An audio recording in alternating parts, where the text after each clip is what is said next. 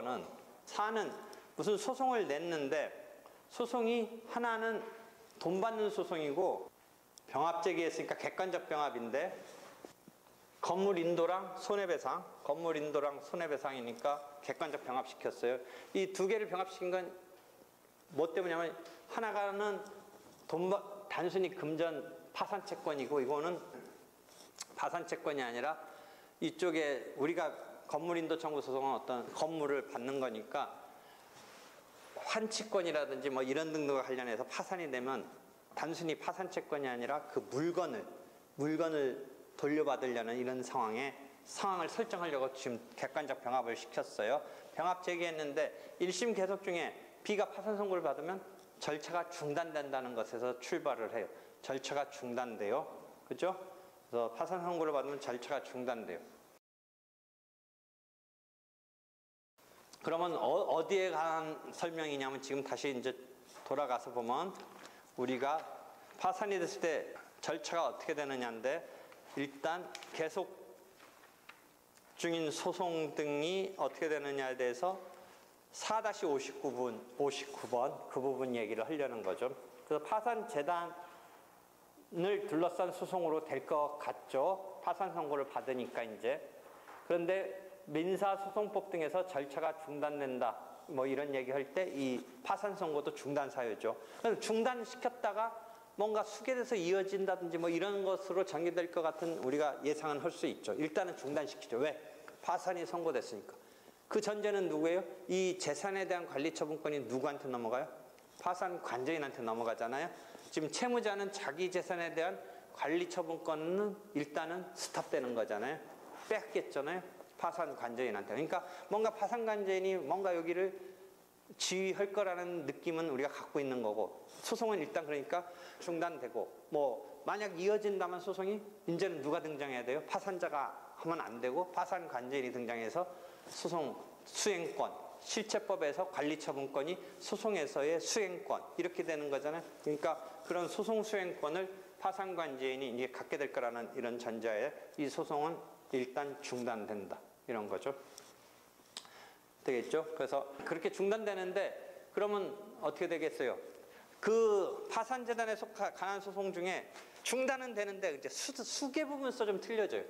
파산채권은 곧바로 수개된다라고 보장을 못하고 파산채권은 이게 확정돼야 되거든요. 파산 절차 들어오면. 근데 이건 지금 일반 소송을 했으니까 이게 파산채권의 확정 절차와 연결돼서 어떻게 전개될 건가는 나중에 다시 파산채권을 확정하는 부분하고 연결돼야 돼요. 그래서 그건 나중에 다시 하는데 어디랑 연결되냐면 파산채권을 확정하는 절차가 이제 여기서 붙여서 설명해도 되는데 일단 이번 책은 띄워놨는데 어디 부분이냐면 이 지금 파산채권 이 상황이 진행을 하고 있는 도중이니까 아직 판결까지 안 갔으면 중단되고 해서 9-21 부분으로 연결돼요. 9-21 이걸 앞에서 같이 설명해도 되는데 일단 파산채권 뒤로 빼놨어요. 9-21로 가서 파산채권이 아직 1심 판결도 안 받았을 때를 9-22에 무권원 채권이라고 그래요. 무권원 채권. 무슨 말이냐? 이 권한은 뭐냐면 판결이 있어야 돼. 확정된 것까지 되면야 더 좋지만 1심 판결이라도 받아놔서 자기 채권의 존재를 법원으로부터 어느 정도 인정받았으면 그 뒤에 나오는 유권원 채권이라고 그래요. 승소 판결이 확정되지 않았어도 까지도 갔다면 1심 판결상 승소까지 됐다면 유권원이라고 그래요.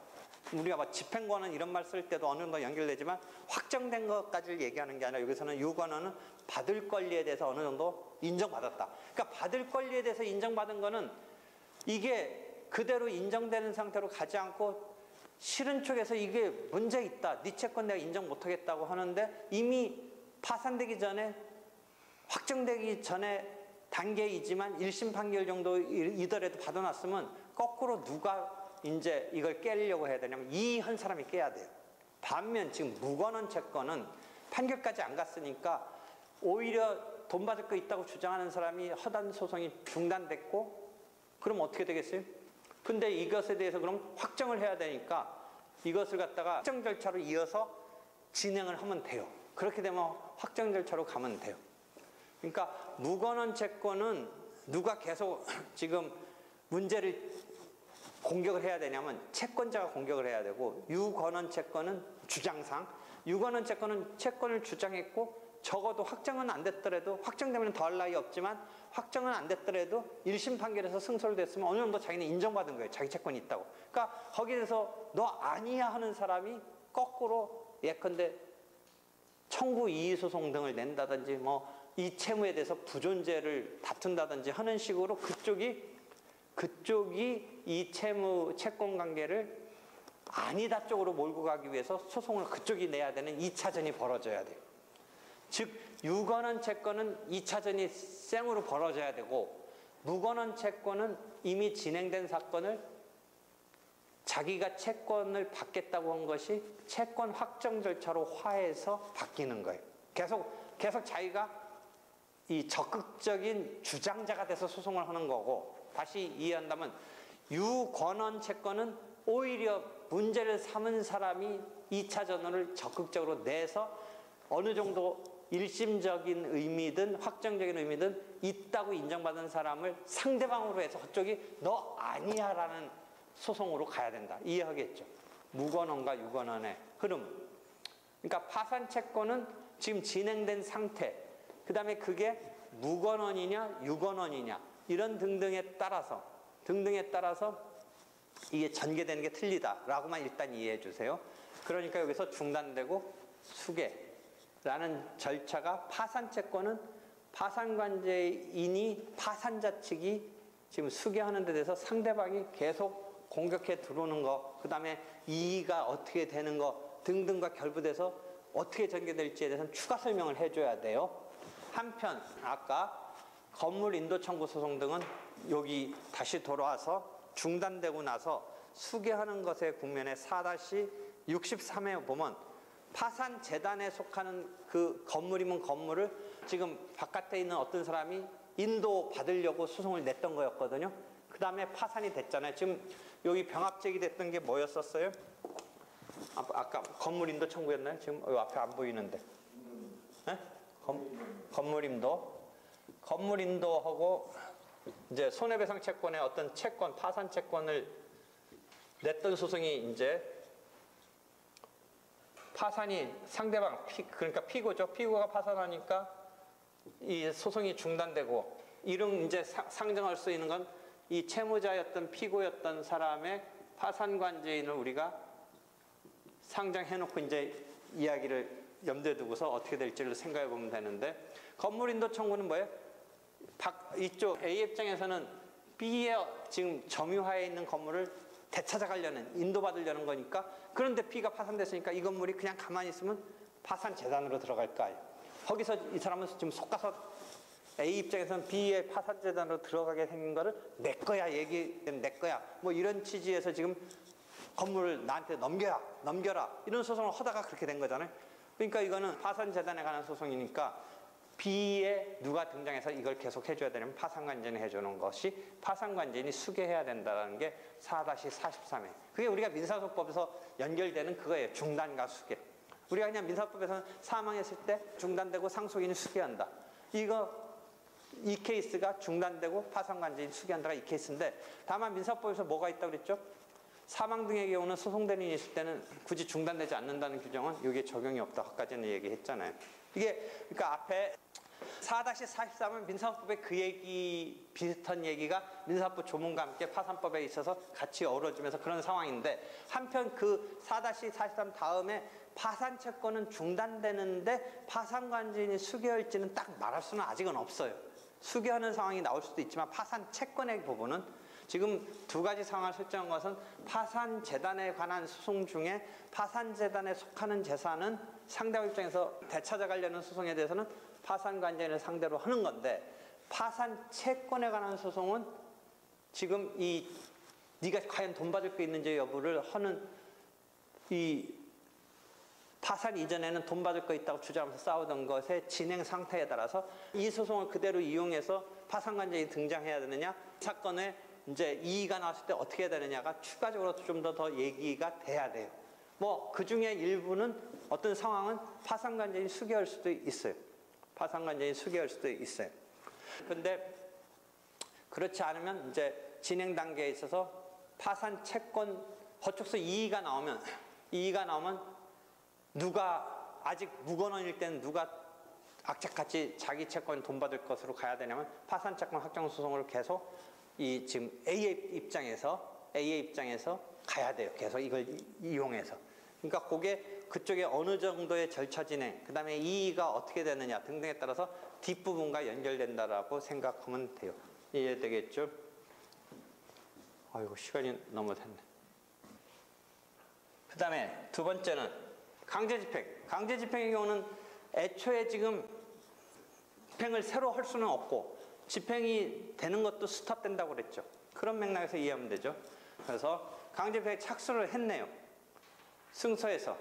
그래서 그 뒤에 파산 선고가 됐으니까 집행 절차는 이제 스톱을 해야 되는데, 이 경우에 파산 채권과 관계없는 경우는 파산관계를 상대방으로 이제 속행되면 되는 거고, 파산 채권의 경우는 어떻게 돼요?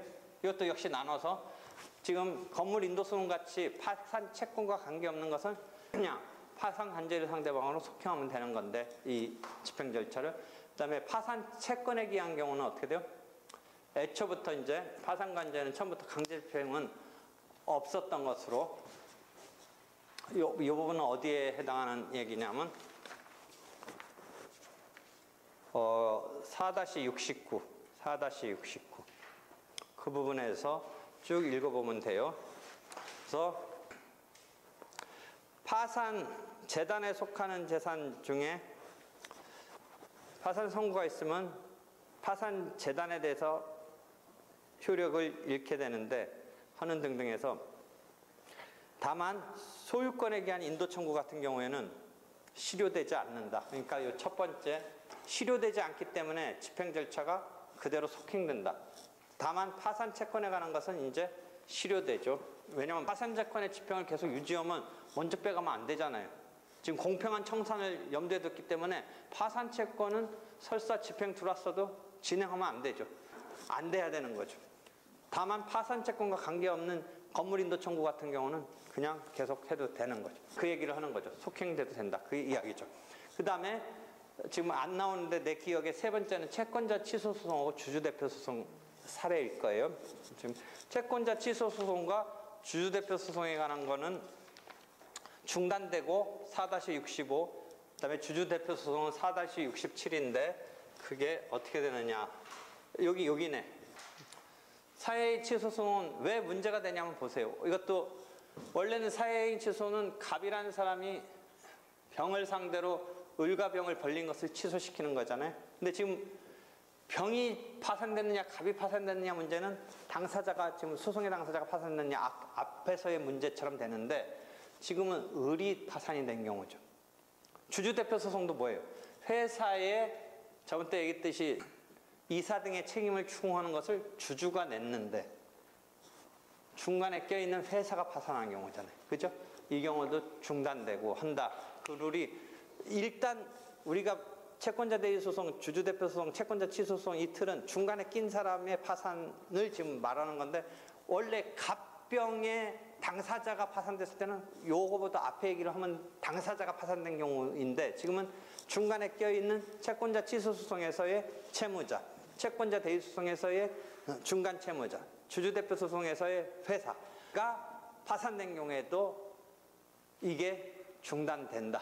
이 이야기를 지금 하고 있는 게 어디 얘기냐면 4-65, 4-67. 다만 채권자 대위 소송은 질문을 하지 않았지만 채권자 취소 소송만 조문에 있어요. 그것을 채권자 대위 소송과 주주대표 소송에 끌어쓰고 그렇게 끌어쓰는 것을 해석하고 있어요. 근데 지금 조문은 채권자 대위 소송과 주주대표 소송은 조문은 없어요. 각주 97 보면 이번 파산법은 그런 필요성 때문에 학설상 유추해서 쓰는 것을 아예 명문의 규정으로 뒀다, 이런 게 나오잖아요. 각주 47 보면 아예 채권자 대위 소송도 명문의 규정을 뒀다. 명문의 규정은 없지만 지금처럼 우리가 끌어쓸 수 있다고 얘기하던 것을 명문의 규정으로 뒀다. 그 얘기가 각주에 나오네요. 이것도 저번 때 한번 설명했던 건데 다시 한번 문제를 통해서 익혀보는 거죠. 그죠? 그게 각자 설문 5번 문제였네요. 설문 5번까지 지금 설명을 한 거예요. 중단. 그러니까 왜 이게 좀 이례적이냐면 당사자가 파산이 선고됐을 때 중단된다 얘기하다가 그거와 비슷한 게 우리가 원래 소송도 기본적으로 원표가 나오다가 중간에 지금 계속 문제 삼는 게 여러분이 아직 지금 그 단계까지 안 왔는지 몰라도 맨날 시험 문제 물어보는 게 뭐예요? 채권자에 대해서 맨날 물어보잖아요. 그렇죠? 이게 하나 중간에 껴있는 거. 근데 파산법에서도 그런 게 벌어지네. 채권자 취소 소송은 결국 중단시키고 누가 등장해요? 파산 관제인이 부인 소송 비슷해 소를 변경해서 파산법적인 체제로 들어오는 거예요. 이제 파산이 되기 전에는 채권자 취소 소송을 냈어요. 그럼 파산이 선고됐어요. 그 중간에 껴있는 B가 중간에 껴있는. 그러면 B의 파산 관제인이 이제 채권자가 소송 냈던 걸 어떤 시기가 중단됐다는 건 뭐예요? 갑이 병을 상대로 내고 있었잖아요. 이 중간을 채무자의 병과의 행위에 대해서. 근데 이 사람이 파산이 되니까 이 채권자가 너 이제 나서지 말고 을의 파산관제인 B가 나서서 병을 상대로 부인 소송을 하는 거예요. 변형돼서. 상황이 되겠죠. 채권자 너는 파산되기 전에는 네 돈 받으려고 하는데 이제 파산이 됐으니까 누가 등장해서 너한테 중립적으로 다 중간에 등장해서 해주겠다? 파산관제인이 해주겠다. 을의 파산관제인. 그 다음에 너는 이제 소송에서 물러나가라. 중단시키고 누가 등장한다? 파산관제인이 등장하고 이건 이제 소송 형태는 같은 소송이라도 부인 소송화 되는 거죠. 이제 되겠어요? 그런 식으로 된다는 얘기가 써 있는 거예요. 이해할 수 있겠죠? 되겠어요? 네. 그런 정도까지가 해서 다시 지금 복습 차원에서 한 거예요. 여기까지 했어요. 오늘 여기까지.